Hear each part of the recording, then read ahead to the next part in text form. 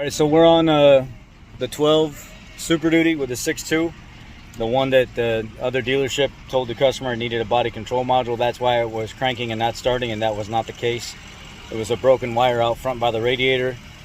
The brown and blue wire on the passenger side where it comes up the radiator had rubbed through, so I repaired that, put a new starter in it and a new battery in it. Truck fired right up. The battery was bad, the starter was locked up, probably from being old and them cranking the hell out of it before and it not starting. So all that fixed, got it, at least out back, ready for the customer to come pick up if they wanted to. It was kind of running rough, under load, missing and stuff like that. It felt like a major ignition issue. I wrote everything down in the notes and stuff. I came in today and service advisor had let the customer know everything that I wrote down, and he said, you know what, let the technician go ahead and look into it further.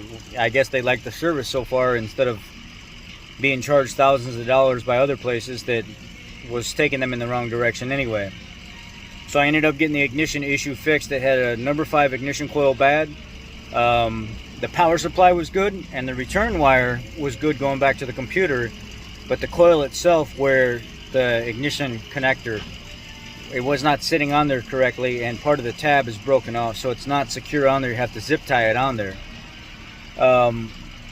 Also at the same time, where the ignition coil was cracked, this truck has a PCM reprogram for the ignition circuit being faulty in these trucks, in these early model 6.2s. So I went ahead and put the PCM programming in it, put the ignition coil in it, cleared all the codes and stuff, and the truck's running phenomenal on that end. So the truck has power. It's running good now. It's not struggling anymore. The service advanced track light is on and the airbag light is on. Why is that?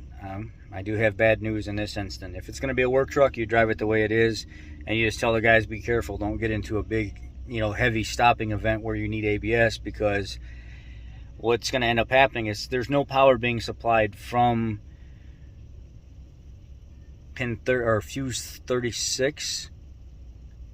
The RCM fuse from the body control module has nothing coming out of it at all, 0. So the body control module is faulty.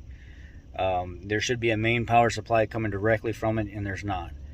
And that is per the wiring diagram. No power coming out of the body control module on that as well. But that's also triggering when the RCM's not online. It can't communicate with the IPC. It can't communicate with the fuel module in case it has to disengage fuel because of a emergency stopping event, crash or something like that.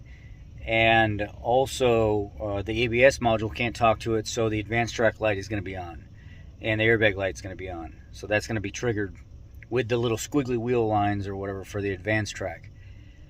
So the RCM not functioning is going to cause that advanced track light to come on, and there's going to be multiple codes set for no communication with RCM. All the other concerns are fixed.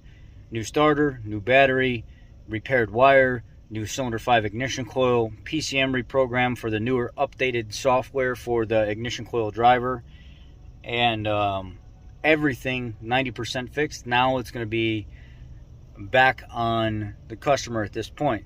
Do we wait for a BCM to show up and put a BCM in it and then figure out from there, because there's no power coming out of that BCM to the RCM? Or do you drive the work truck the way it is? It's got 150,000 miles on it. It's a 2012, and it's a work truck. It's a little rough, but it does run good, and it needs brakes. So at that point, it's back in the customer's hand again. So I've done what I can do. Now we wait for the next step to move forward. So this is, you've seen part 1 when I initially brought it in, and I was trying to figure out this problem. And at first it led me to something's wrong with the starter, because the starter's getting hot and the exciter wire is getting hot and it's got good ground. It just ain't turning over. And put a starter in it, bam, turning over. Okay, now it's cranking, but it's not firing. Well, we found that one wire only had 1.2 volts on it out of the 12.6 volts that it was supposed to have on startup. Fixed the wire, now the truck's starting.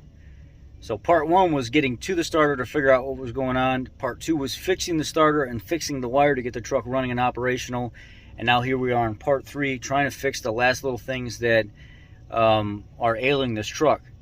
So we got PCM reprogrammed, number 5 ignition coil in, the connector secure, and identified that the RCM is the main issue for the rest of the lights that are on board, which all goes back to the body control module. Honestly, if it was me and it was a work truck and I didn't really care too much about it and it's going to be in a fleet, I'd tell the guys, look, you got to be careful. I mean, those safety systems are there for a reason. Yeah, they're there, but it's still a work truck. It still has to go out. It still has to make money. Be careful, because you're going to have no ABS while this is going on. Or it's going to malfunction in some kind of way. You're not going to have the advanced track system online, because there are several modules that are looking for RCM input, and they're not getting it because it's not online, because it's not being supplied power. There's literally nothing coming out of the body control module at the direct fuse coming right out of it. It's just not there. And I found a couple fuses that were missing. One of them was a trailer main fuse, a trailer wiring fuse that was not in the hole. There was a lot of corrosion in the body control module. I cleaned out 90% of all that I could. There's no buildup or anything anymore. And there was one fuse that was really concerning. It was a major fuse.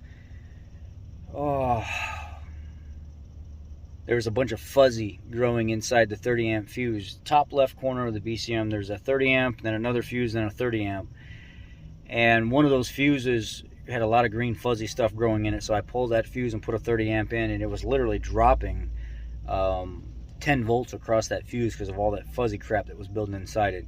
So I ended up pulling that out, cleaning the connection, putting a new fuse and everything. It's good on that side, but now we need a body control module to even move forward now.